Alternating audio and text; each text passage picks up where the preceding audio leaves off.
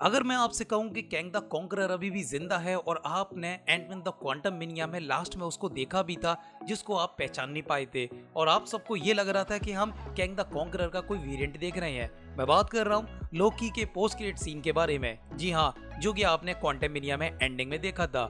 जो कि हमें कैरेक्टर दिखाया गया था कैंग का वेरिएंट, उसका नाम था विक्टर टाइमली, पर वो एक्चुअली में हिमसेल्फ कैंग द कॉन्करर है। अब कैसे है, क्या है, तो चलिए स्टार्ट करते हैं बिना किसी इंट्रोडक्शन के। तो सबसे पहले आपने जो पोस्ट क्रेडिट सीन देखा था एंटमैन 3 में, जिसमें कि हमें कैंग का वेरिएंट देखने को मिला था जिसका नाम था विक्टर टाइमली, वो एक्चुअली में हिमसेल्फ कैंग द कॉन्करर है, जिसका हमें सबसे पहले रेफरेंस लोकी सीजन 1 में दिखाया गया था, जो कि आपने देखा तो होगा पर आप नोटिस नहीं कर पाए होंगे। हाँ, मैं भी शुरू में नोटिस नहीं कर पाया था, पर अब क्वांटम मिनिया रिलीज होने के बाद मुझे लग रहा है कि ये बंदा वही है। एक्चुअली में विक्टर टाइमली हमें पहले भी दिखाया गया था, जिसने काफी सारी चीजें इन्वेंट करी थी और हिमसेल्फ वो ही कैंग द कॉन्करर है।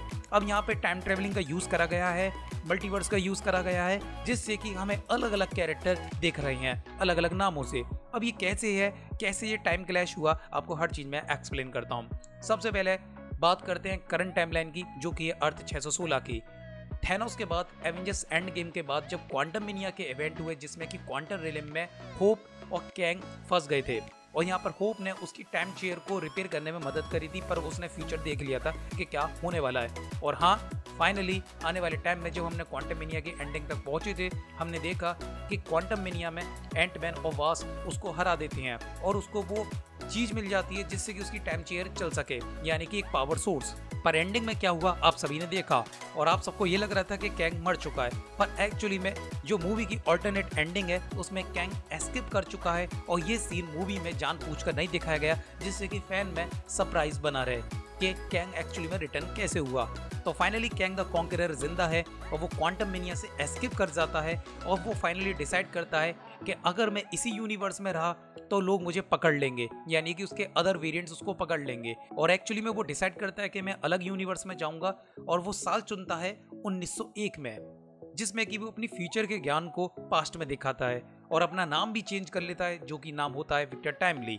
तो कैंग ने यहाँ पर अपना फुली टाइम ट्रेवल का यूज करा है ऑल्टरनेट यूनिवर्स में, इसलिए अभी तक उसे कोई पकड़ नहीं पाया है। पर ये चीज लोकी को पता चल जाती है और लोकी उसको मिलने जाता है, जो कि हमने पोस्ट क्रेडिट सीन में देखा।